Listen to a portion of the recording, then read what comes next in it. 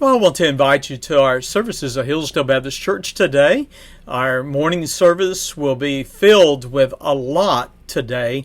We are introducing our missions family. We support 43 missionaries around the world and some that are sent out by Hillsdale Baptist Church. We also will present to the church family a devotional challenge from Psalm 40, titled The Song of the Redeemed, and then we'll conclude the service with an observance of the Lord's Supper together. Now, I wanted to today to take a moment and read to you the letter that I have written and is published in Hillsdale's bulletin this Sunday morning. Now, I've titled that letter, What Hath God Wrought? And this Sunday, October the 3rd, marks my 37th year in ministry here at Hillsdale, or the beginning of it. We have completed 36 years of ministry coming in October 1985. I was a 28-year-old pastor, youth pastor back then, an interim pastor at First Baptist of Sterling Heights.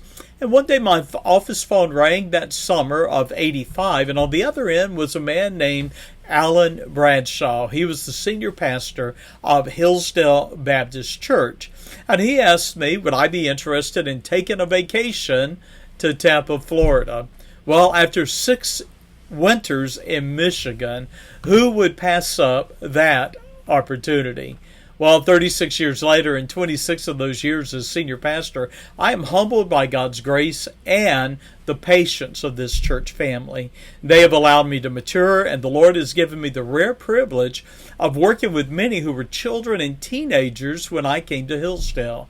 The majority of those who voted for me to come in 1985 are now with the Lord, including the man who became my pastor and mentor until his sudden passing, June 21st, 1995. Well, another topic of the bulletin today is the theme of our Missions Emphasis Month, and it is an unchanging God in an ever-changing world. Well, the changes in the world since 1985 have been dramatic, if not traumatic, especially the past 2 decades.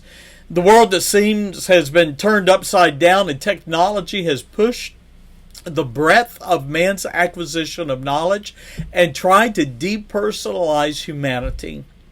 Moral boundaries, once incontrovertible, are facing a militant assault seeking to obliterate all absolutes. Facing an all-out attack on truth, congregations, Christian schools, preachers, and some professing believers are willing to compromise core doctrines of the Word of God.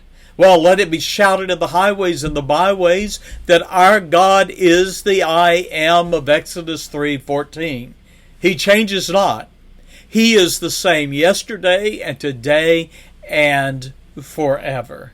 And then finally, in our morning service, we will take a special 7-8 minutes for you to be able to observe our great missionary to Togo, Yaovi Kpogno, ministering in Togo.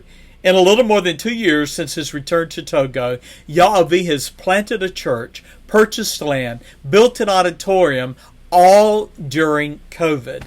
Well, and we will conclude the service this morning with an observance of the Lord's Supper, and then we will dismiss our guests and have a brief vote on the revised church constitution and bylaws. I greet you with a goodbye, with the heart of a shepherd, and trust that you might join us this day for this day of worship at 10:30. God bless you, and bye-bye.